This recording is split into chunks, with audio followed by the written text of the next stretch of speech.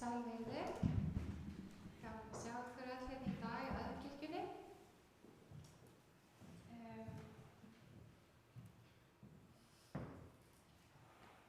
Ég var að skoða á Instagram bara eiginlega í morgun. Einhvern ungan amerískan áhrifavald verið að tala að hlaða batteri.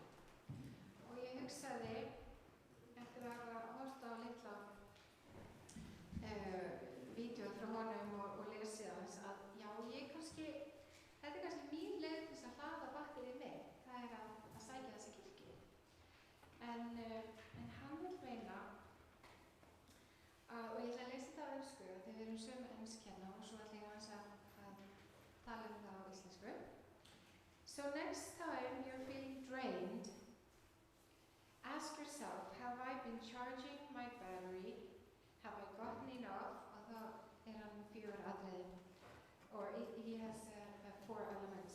Sunlight, have I gotten enough sunlight? Have I grounded myself in nature? Have I tuned into positive emotions? Or taken a moment to meditate and recharge? Hann spyr svona, næst þegar þú ert þreytt, spurðu sjálfan þig, hef ég hlaðað batterið mitt? Og þá hann með 4 uppástungur. Hef ég fengið nóg sólarljós? Hef ég jarðtengt mig í náttúrunni? Hef ég hugleitt með jákvæðum tilfinningum? Eða hef ég notað tíma til að hugleiða eða endurhlaða kannski einhvers konar trúarleg iðkun? En með þessu þá vil ég bara hefja stundina í dag og við erum með Laufey, vinkonu mína með okkur, sem ætlar að deila með okkur í söng. En ég ætla að byrja á að hafa bæn. Góði himneski Faðir, takk fyrir enn og aftur fyrir þennan hvíldardag, fyrir þessa samveru. Takk fyrir náttúrun allt í kringum okkur og vertu með í pælingum lífið og tilveruna og hvernig allt hangir saman. Við biðjum í Jesú nafni. Amen.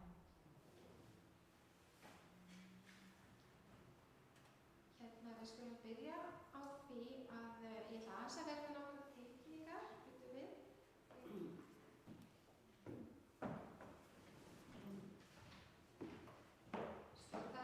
Það eins og alltaf, þá það búðin okkar sem opin á þriðjudögum. Og það margt að vera, ég bara spurti mömmu það. Súpstofan hefur aftur opnað, Guðmundur. Þú ert með hana á þriðjudögum, frá 6 til 8. Og síðast var bara vel sótt og mjög huggulegt. Þetta er á þriðjudögum líka. Svo það bænahópurinn góði sem þið eru mörg meðlimir af. Og síðan langaði mig bara að nefna það að einhverju hefur áhuga á að taka þátt í tónlistarvinnu, þá endilega tala við mig. Það væri gaman að vinna með ykkur. En við skulum byrja á því að syngja sálminn númer 319 sem er vel þekktur íslensku sálmur sem heitir Ó Jesús bróðir besti.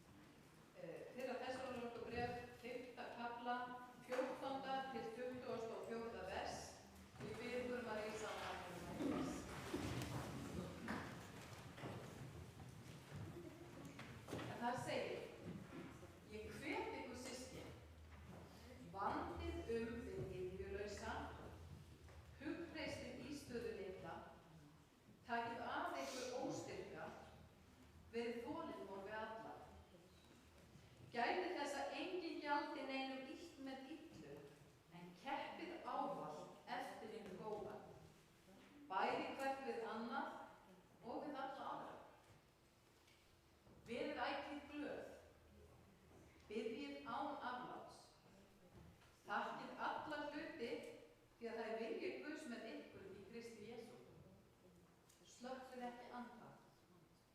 Fyrirlítið ekki spádómsorð. Prófið allt, en haldið því sem gott er. En forðist allt illt í hvaða mynd sem það er. En sjálfur friðarins Guð helgi ykkur algjörlega og andi yðar, sál og líkami varveitist alheill og vammlaust við komu Drottins vors Jesú Krist. Trúr er sá er yður kallar, hann mun koma þessu til leiðar. Skulum lúta henni í bæn. Kæri himneski Faðir, þakka þér fyrir að þú hefur lofað að vera með okkur alltaf. Þú ert til staðar og þú gengur með okkur veginn í gegnum þetta líf. Og ég bið þess góði Guð að við megum finna til þinni nærveru, að við megum finna fyrir því að þinn andi tala til okkar og þú leiðir okkur þann veg sem þú vilt að göngum. Og ég bið þess góði Guð að þú gefur okkur þínum kærleika þannig að þessi kærleikur megi koma fram í okkar lífi og í framkomu okkar við aðra sem að við nýttum.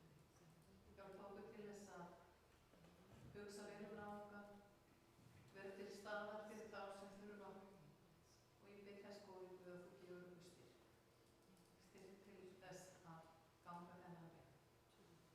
Við biðjum fyrirgefningu og við biðjum þess að þú verði með okkur hér á þessari stundu hér og verði með einari sem tala til okkar og með tónlistin og því sem fer fram hér og það mætti vera hlutið til þar og til þessum. Ég bið og við Guð í Jesú nafni. Amen.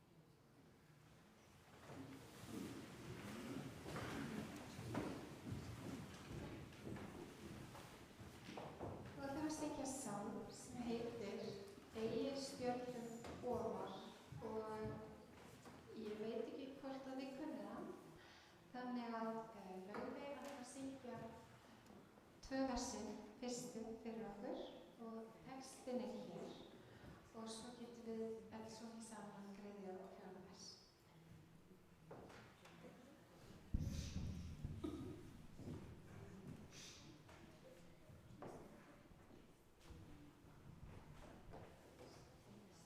Já, þeir megi líka syngja mig strax þetta.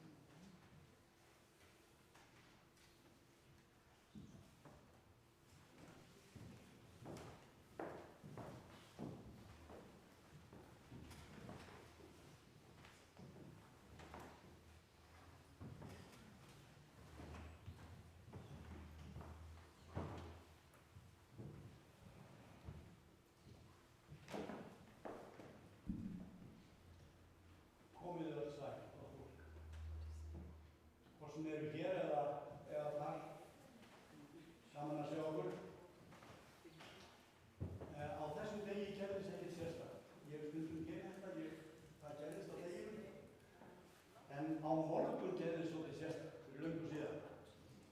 1980, hugsið ykkur bara, sko lífið og tilveruna, hvað fólk gerir stundum til þess að skemmta sér á honum. Flugvél lenti á Reykjavíkurflugvelli 1980 á morgun eftir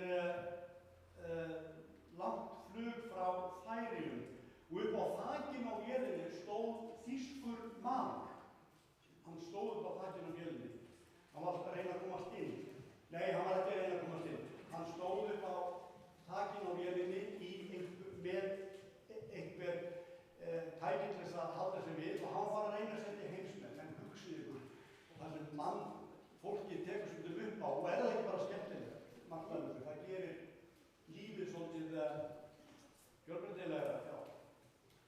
Hérna og gullkorn dagsins í bókinni sem heitir Gullkorn dagsins, þá í dag eitthvað sem að hendar vel við það sem ég ætla að tala og það þetta: maður efast það oft í lengstu lög sem maður þráir heitast.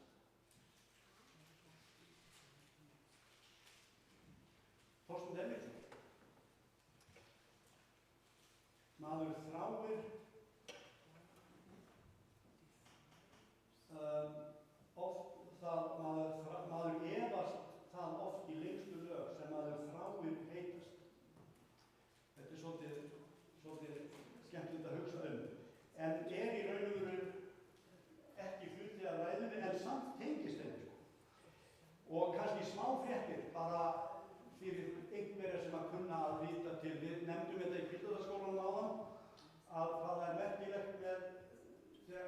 kynnast fólki og fylgjast svo með og daginn var einn kennarinn minn að látast.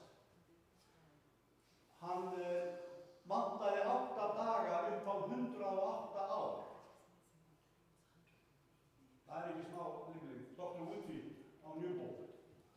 108 ára næstum því, hugsið. Og hann var hress og skrafhreifinn og mundi alveg til hins síðasta. Þetta svona ein smáfrétt og ég vildi líka bara minna fólk á sem að vill nýta sér það bara á kirkjuhúsið. Það svo margt skemmtilegt að skoða það og þar hérna til sölu eins og reyndar í öðrum bókabúðum ný bók, tiltölulega alveg ný bók sem að heitir Kjarni kristinnar trúar eftir C.S. Lewis og ég hef átt hana í áratugi á ensku og hún mjög vel merkt þessi bók, enska bókin. Þetta ritverk magnað, þetta eiga allir að kynna sér því þetta er svo magnaður höfundur, C.S. Lewis. Það svolítið sérstakt að það vissi fólk ekki að hann var í bresku leyniþjónustunni. Hann talaði íslensku og hann talaði til Íslendinga á disk eins og að keppi þá daga eða keppi. C.S. Lewis. Þeir lærðu íslensku, hann og hinn, þið minnir hvað hann heitir? Takk, já. Stundum þetta svona hjá manni. Og þeir voru góðir félagar og lærðu íslensku vegna þess að þeir voru svo mikið í náttúrulega þessu forna, norræna. Og eitt skemmtilegt sem að C.S. Lewis hefur skilið eftir sig svona í svona smásetningum og ég ætla að segja það á enskunni bara fyrst. The greatest evils in the world will not be carried out by men with guns but by men in suits sitting behind desks. Það svakaleg alvara í þessu. Að það versta í heiminum ekki gert af mönnum sem að ganga með byssur heldur af mönnum í jakkafötum bak við skrifborð. Og svona í innganginum og tilkynningunum þá var ég ekkert að nefna neitt stúdíósýningu sonar minns sem að Ægisgötu 7 í dag 14-19 og hann var svo skemmtilegur að koma hingað og hlusta á pappa sinn tala í dag, ég þakka fyrir það, en sumir sem hafði gaman á listum, þið hafði gaman að því að sjá eitthvað af þessu. Og það bara omarthor.com, þetta ekkert erfitt, Omarthor bara á ensku. Jæja, það nú komið, þetta ég og mín fjölskylda, sko, já. En tíminn líður. Og það búið að vera hausta síðan í vor, það ekki? Já. Og alltaf nóg að gera. Ég nefndi það áðan 3 útfarir í þessari viku sem að líða. 3 útfarir. Og svo þurfti ég að byrja daginn í morgun með því að ná í riffilinn og skjóta og drepa. Máinn sem var illa vængbrotinn heima við húsið og það varð að klára hann. Þetta var ekki skemmtilegasta byrjun á degi sem að ég hef upplifað getið það. Ég var mjög erfitt með að drepa dýr. En lífið svona, allt í gangi einhvern veginn og margt að gerast og margt sem við þurfum að gera sem að við kannski viljum ekki gera en þurfum að gera.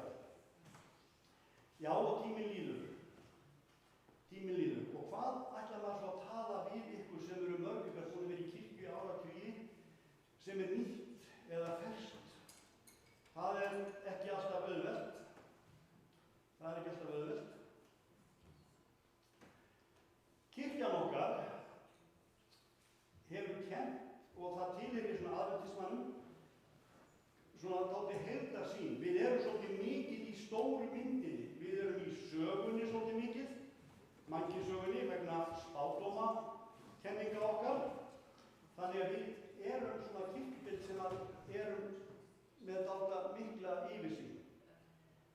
Þetta líf, já, en líka það sem að var á undan og það sem að tekur við. Og það svolítið áhugavert bara að hugsa sér að vissir hópar fólks skuli lifa og færa svona mikið í því sem á undan og því sem á eftir.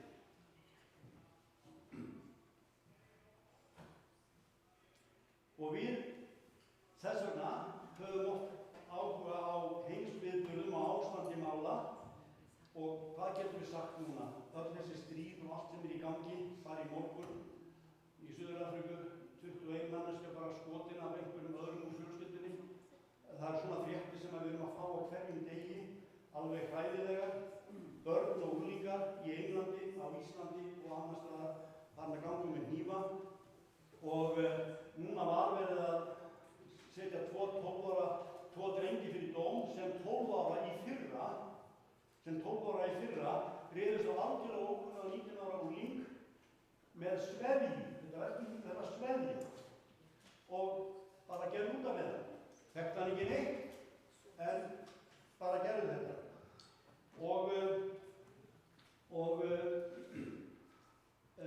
Við höfum haft okkar fréttir hér heima margt hræðilegt sem að gerast og við spyrjum bara hvernig þetta í raun og veru hægt. Þetta er vanþróun. Og á nokkur ára fresti eru stórfréttir fjölda glæpagengja á Íslandi og stjórnmálamenn alltaf jafn hissa í hver skipti. Alltaf jafn hissa. Jæja. Ofbeldi, tómleiki, tilgangsleysi og aldrei hefur verið eins mikil möguleiki á afþreyingu eins og í dag. Er það? Aldrei bara, svo við vitum til. Endalaus afþreying í símunum okkar, í tölvunni eða á öðrum stöðum. En samt svo mikil tómleiki og tilgangsleysi hjá mörgum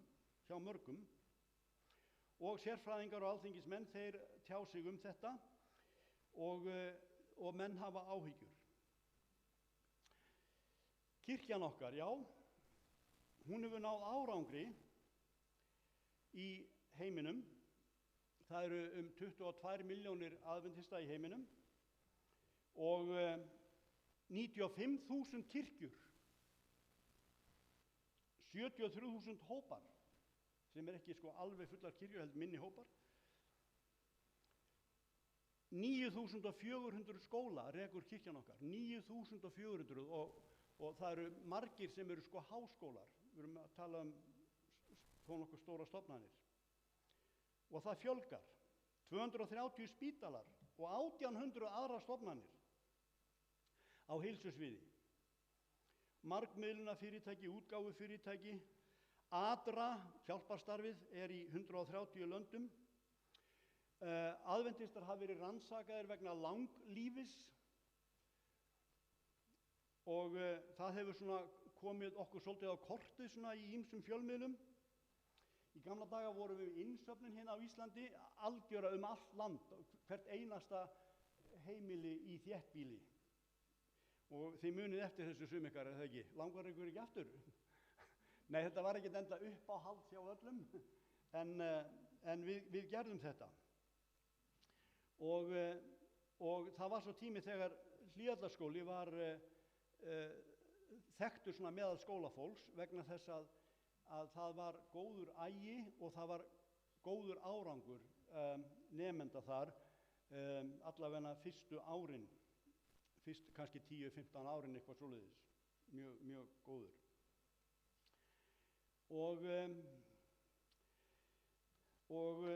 Og við höldum áfram að vera í fjölmiðlum, en ekki af góðu, síðustu misserin. Það ætti að vera fréttir af kirkjunni okkar eitthvað annað heldur en það sem hefur verið troðið í fjölmiðlana. Því að kirkjan okkar síðastliðin árin, hún hefur átt í dálitlum vanda. Það er ekkert vafamál og við bara viðurkennum það. Ég kem að einhverju andlegu aðeins á eftir, þannig að ekki fara að hafa áhyggjur að ég sé bara að fara að tala eintóma neikvæðni. En það svolítið skemmtilega mikið af neikvæðninni samt til þess að tala Það snýst allt orðið núna verðmæti, virðist vera, hraun og mosabreiður, möl og vatn og úr sér gengnar byggingar.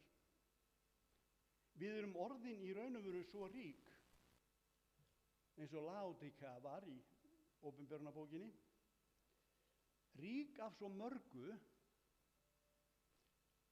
sem eru bara fémætt, en það kannski vantar að vera rík af friði. Og sumir hafa sagt, ættu ekki bara að selja allt klabbið bara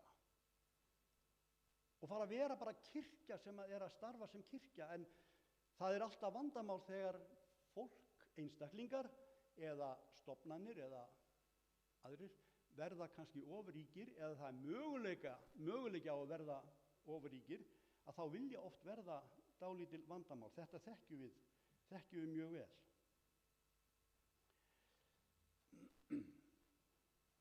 Eiga, græða, möl, vatn, hraun, mosi, steypa. Getur verið að SDA farið að standa fyrir sand, dollara og afglæpa? Ég vona ekki. Kirkjan þarf að líta í eigin barm. Þetta gerist hjá langflestum stofnunum, alltaf öðru hvoru. Það koma hæðir og lægðir, og þegar það eru lægðir sérstaklega, þá þarf stofnunin að kíkja, skoða í eigin barm og sjá hvað hægt er að gera. Þarf að átta sig, þarf að sinna meginmálunum og þarf að vanda sig. Og það virðist vera að orðið kærleikur hafi verið misskilið og mistúlkað. Það eru sumir sem að virðast hafa álitið að orðið kærleikur standi fyrir kæruleika. Það er bara kæra og kæra, vinstri hægri. Þrátt fyrir ráðlingur Biblíu, Elena White og yfirstjórna, kæra. Kæri safnaður, kæra kirkja.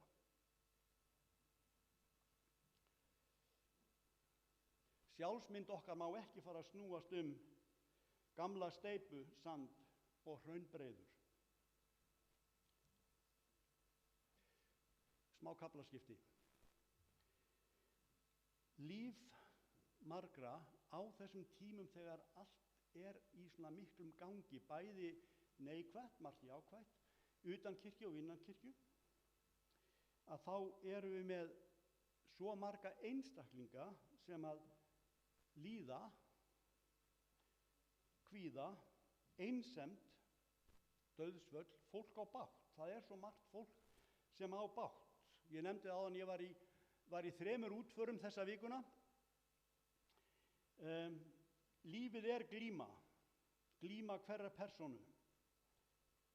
Og við þurfum öll þann stuðning sem mögulegt er. Við þurfum ekki deilur. Við þurfum stuðning. Félagslega og kirkjulega þurfum við stuðning. Og við höfum hitt svo marga sem að eru miður sín. Við verðum bara að viðurkenna þetta. Þetta er bara ástandið eins og það er núna. Við erum í mikilli lægð sem hópur, eigum stórkostlega vini inn í þessum hópi, en við eigum líka fólkin í þessum hópi sem við viljum ekki lengur hafa með að gera. Er það ekki hræðilegt að hugsa til þess?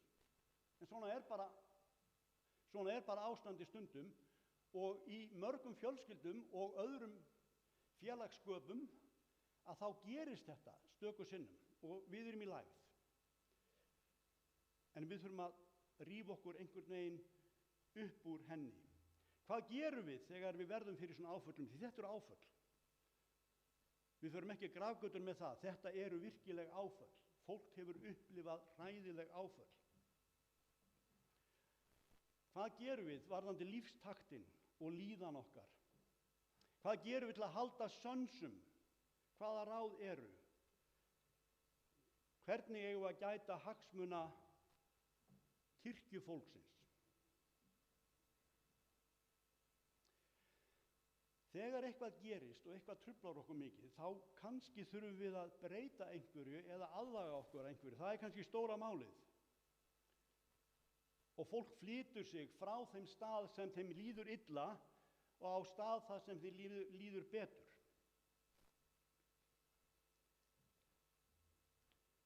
Kannski þarf fólk nýjan vettvang og endurnýjun.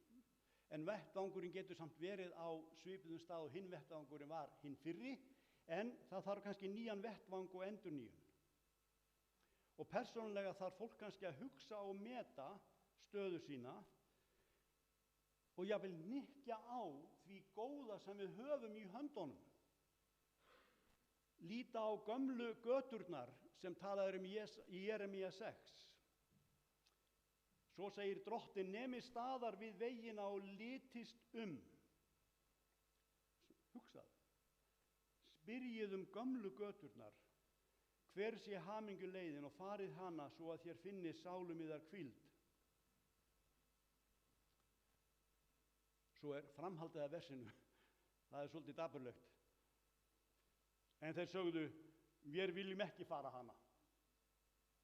Við viljum ekki nýta okkur það sem við höfum lært og það gamla, það sem hefur nýst áður. Við viljum ekki nýta það núna. Vilji ekki gömlu göturnar. Það er mikilvægt fyrir okkur að hnykkja á því góða sem er í samfélagi okkar og í lífstakti og trúartakti. Það er svo margt gott þarna og sem er svo verðmætt.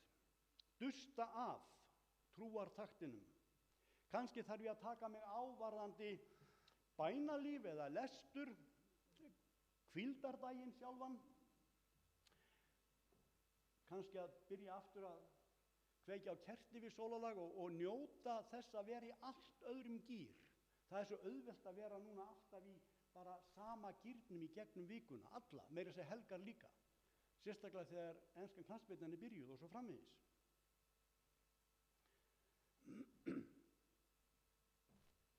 Já, eða við kannski hefðum gott af því á þessum tíma, geislega hefðum við gott af því, að taka þessa bók og lesa hana, Kjarni kristinnar trúar, Mere Christianity. Hún er alveg mögnuð og hún er skrifuð af þessum fræga höfundi sem að ólst upp við kristni, kvaddi kristnina, en var svo kristinn aftur og helsti talsmaður í raun og veru kristninnar á svona heimspekilegum og djúpum rótum. Hann gerir það þannig, sem sagt, hvernig hann framsetur sitt mál.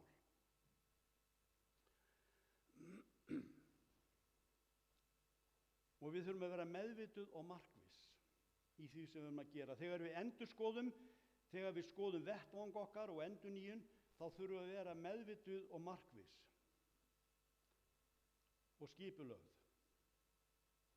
Og alls staðar í lífinu þar sem að fólk nær einhverjum árangri, þá er það vegna þess, það er skipulagt, það er meðvitað og það er markvisst. Spurðu topp íþróttamenn.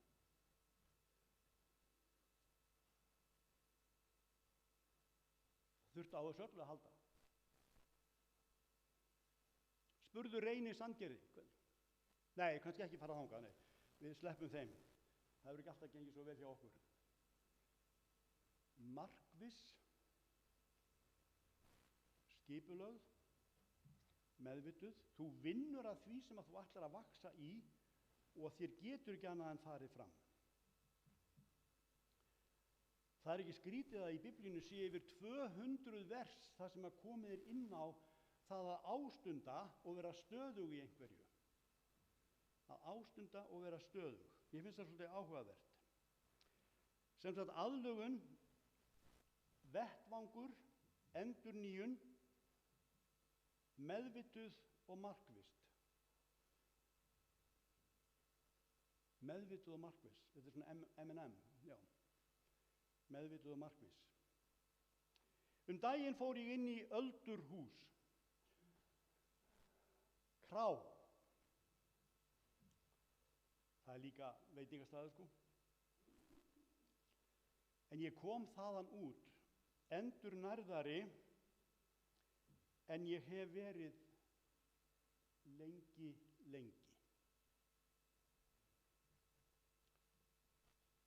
Og ég var í skýjunum svona andlega séð dögum saman.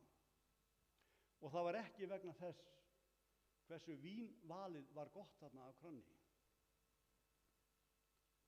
Það var fólkið sem var á kránni. Ég fann mig lifna við, tilfinningalega, andlega, við að hitta þetta fólk, tala við það inni á krá. Þar var ekki verið að ræða hraun og sand og vatn og steypu. Þetta var hópur nemenda sem hafði verið á Hlíðarskóla í kringum 1970. Einn sem var þar og var á vistinni þegar ég var þar í umsjón 1 ár, 72-3, efnaður útgerðarmaður erlendis. Þegar hann kemur heim þá einsetur hann sér að hitta fyrrverandi kennara sína, fyrrverandi samnemendur. Hann heldur svona utan hópin og kallar fólk saman alltaf á nokkurra ára fresti. Þetta er alveg stórkostlegt. Og þarna kallaði hann okkur saman og lét okkur vita nokkrum vikum fyrirfram, hann væri að koma hingað þessa daga og við skulum hittast þarna. Einn ók 6 til 8 klukkutíma utan af landi til þess að koma og bara hittast þarna kvöldið. Og það sem gerðist þegar við vorum að fara út var að fólk stóð þarna við útidyrnar og svo var eitthvað byrjað að segja sem kveikti í einhverju. Og þetta er svolítið skrítið, þarna erum við inn á þessari krá, matsölustað og allt það, og þarna var bara vitnisburðarsamkoma, það er ekkert annað, bara vitnisburðarsamkoma.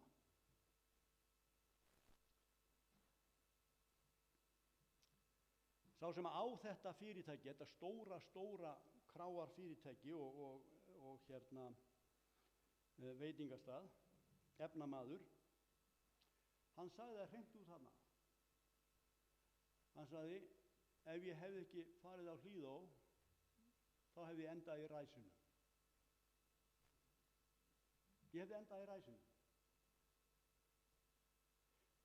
Hann átti sína sögu sem ungur maður, jú, en hann fékk eitthvað til halds og traust fyrir sig sem nýttist honum þegar hann þurfti að halda nokkrum árum síðar.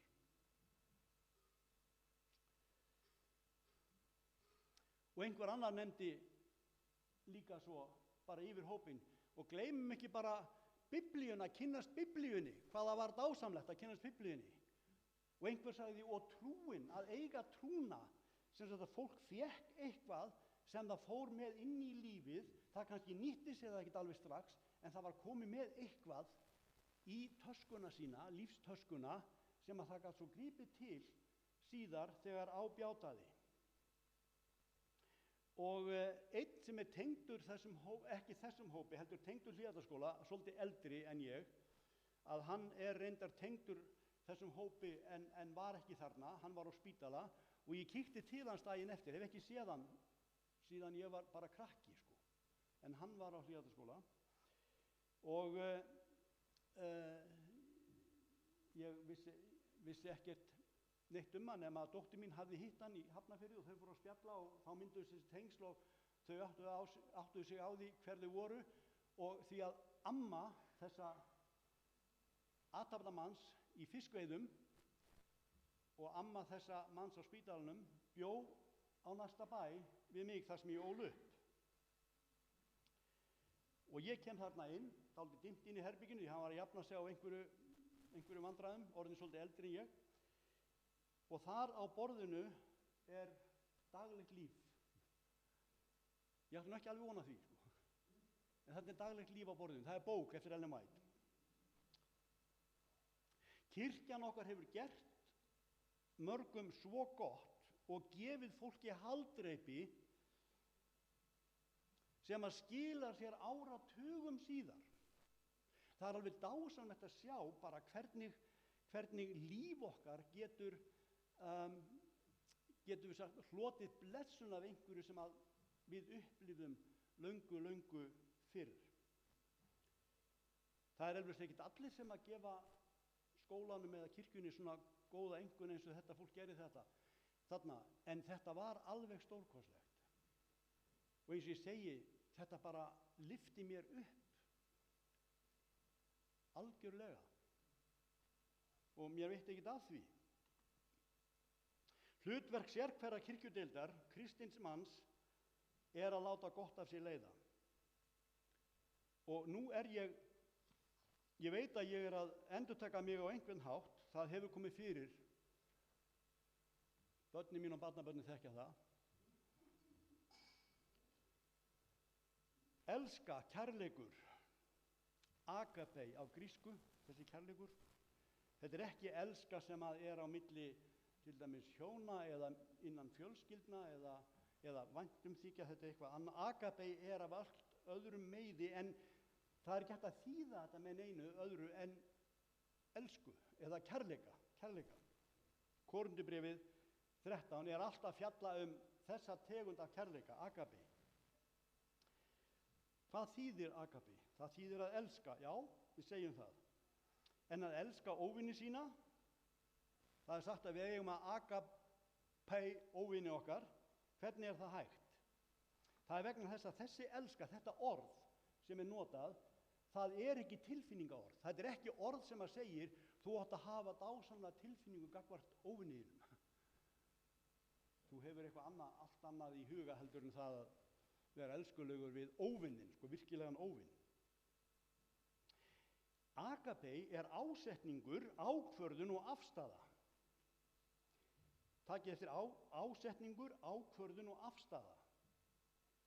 Þannig þetta er ekki tilfinningalegur kærleikur, tilfinningaleg ást, heldur er þetta stefna sem að viljinn ákveður að taka. Sem að ákveður að gera öllum gott, sama hvað. Þetta er staðfastur góðvilji öðrum til handa. Þannig er hægt að elska óvinn sinn. Þegar hljómar kjánalega að elska óvinn sinn, þú getur ekki haft hlýjar og dásamlega tilfinningar. Þú þarft þess ekki, það er ekki verið að segja þér að gera það. En það er verið að segja þér, sinntu óvinniðinum þannig að það verði honum til gagns. Því að hvað gerir svo þegar þú sinnir óvinniðinum þannig að það verði honum til gagns? Þú gerir sennilega óvin að vini. Staðfastur góðvilji og ekki tilfinning heldur afstaða og athöfn.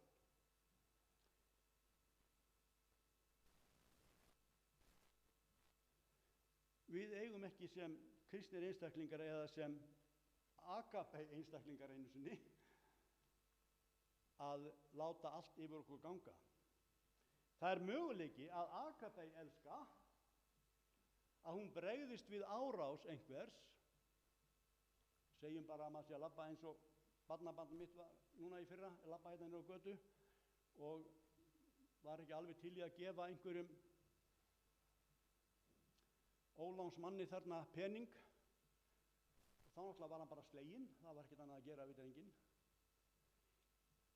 Og hann hefði getað hnýtt á hinn hnúta og skilaði hann eftir upp í ljósastaur, hefði hann viljað, en hann gerði það ekki. Ákvað að bregðast ekki við á sama hátt og var brugðist við honum. Það getur einhver ráðist á þig og ætli að reyna þig. Svo tekst ég kannski að ráða við hann og allt svoleiðislega. Og hvar tekur svo agape kærleikur við?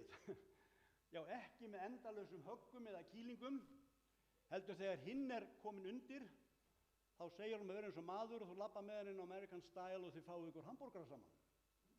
Þetta er agape kærleikur, að gera hið besta úr því sem er til staðar, og þarna er verið að elska óvininn. Þarna er verið að elska, því það er verið að gera honum eitthvað gott. Og ég hef áður notað þessa dæmisögu sem ég er með hérna og ég ætla að vera snöggur með hana. Því að það er ekkert allir sem voru hérna þá og svo öll þið sem eruð að horfa á mig hérna líka í útsendingunni sko. En bara Reykjanesbrautin, segjum að ég sé að keyra þar, það springur það er rigning, hvassviðri, ég er að skipta um dekk, það snýr út af götunni og bílar fara svolítið framhjá, en það kemur einn þarna og bara hreyfir sig ekkert frá og subbar yfir mann alls konar drullu af veginum og vatni og svo þegar hann fer frá þá sér maður að það vantar á hann vinstri afturljósið og þetta er ferlegt að lenda í þessu. Svo tekst mann að klára, maður fer inn í bíl, maður fer af stað eftir 4 kílómetra. Heyrðu, getur það verið? Já, það er þessi bíl sem er stoppnum út í vegkantinum. Það er sprungið hjá honum og hann er að glíma við einmitt vinstri hliðina á bílnum og nú er möguleiki að keyra ofan í löngupollana og láta hann fá aftur leksíu, gefa hann leksíu. Og þetta er mannlegt. Þetta er sko algjörlega mannlegt og hann á það skilið jafnvel sko.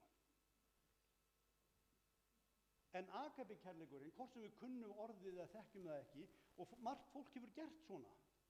Agape-kærleikurinn, hann stoppar og hann fer að manninum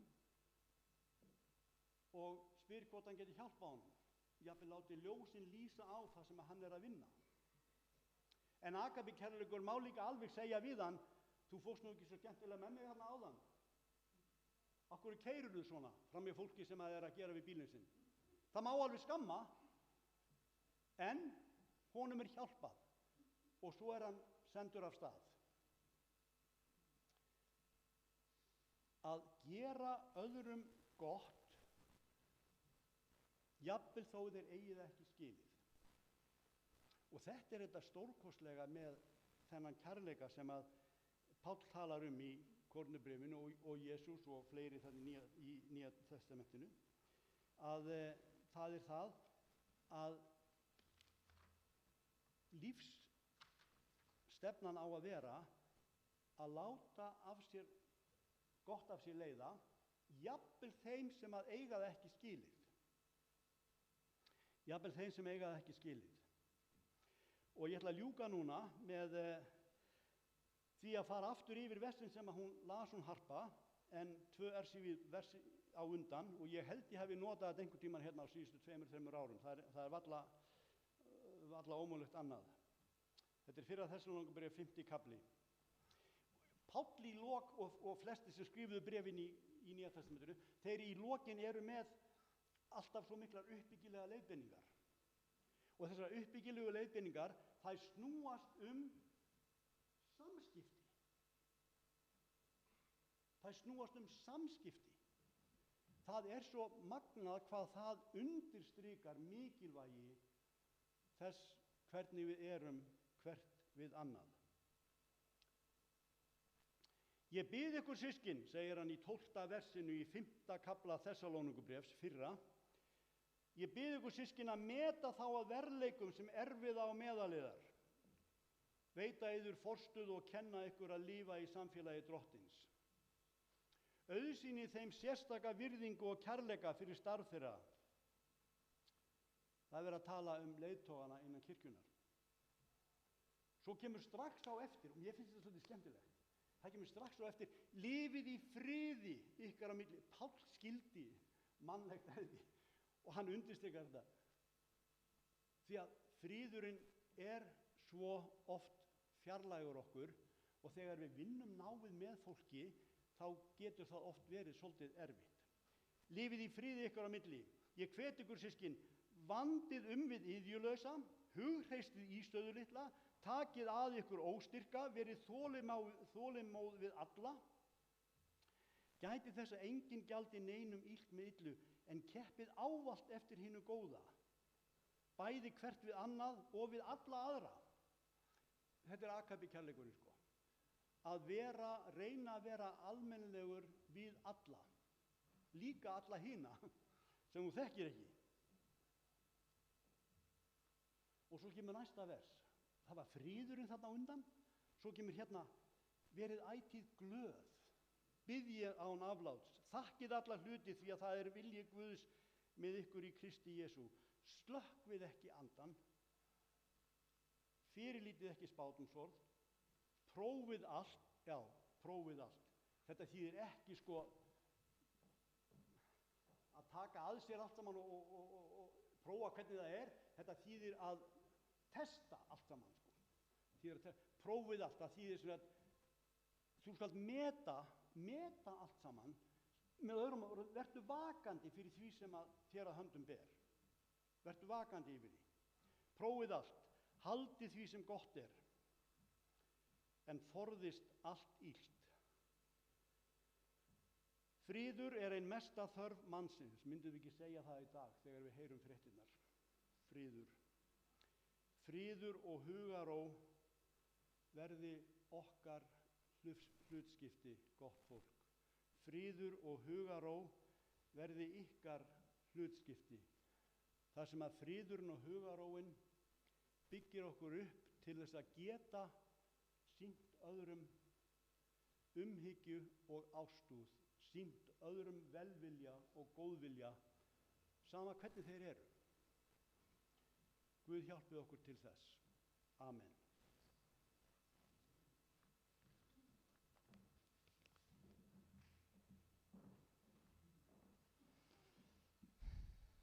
Takk Einar fyrir góða ræðu. Ég hef ekki lesið Mere Christianity en ég held ég eigi hana einhvers staðar heima og ég hlakka til að kynna mér hana. Ég kannast við þessa tilfinningu sem þú talar um að labba inn á stað og það er góður andi. Ég man eftir því fyrir kannski 12 árum að ég labbaði út af safnaðarstjórnarfundi og inn í Bónus. Það var Bónus þá. Og mér létti svo, ég hugsaði að það var miklu betur að vera hérna inni í kirkjunni. En það er ekki þannig núna. Það er dásamlegt að vera hérna og það er út af ykkur.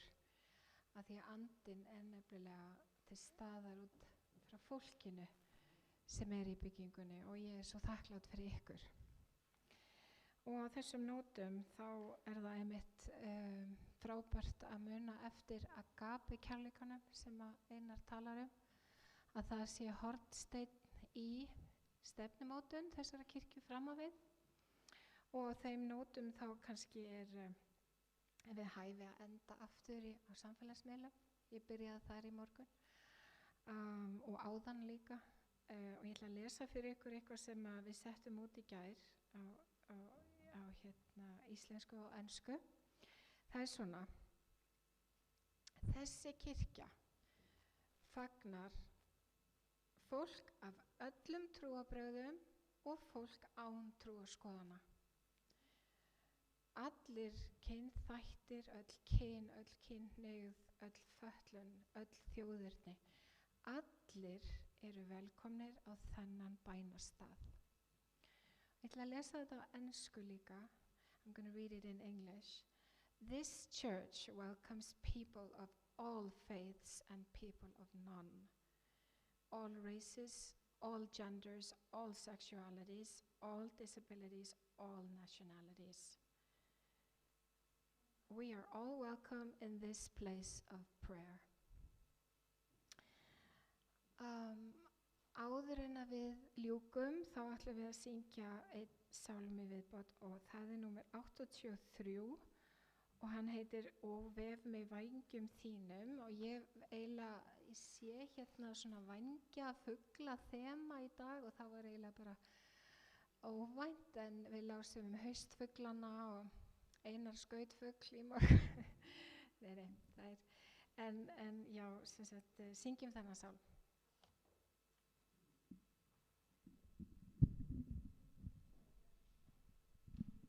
Fyrir komuna.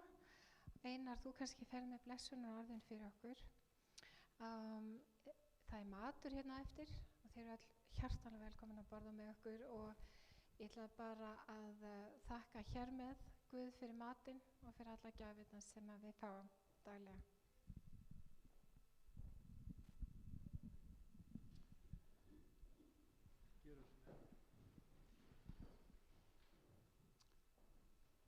Friður Guðs sem er æðri öllum skilningi, varðveiti hjörtu vor og hugsanir í Kristi Jesú, drottni vorum.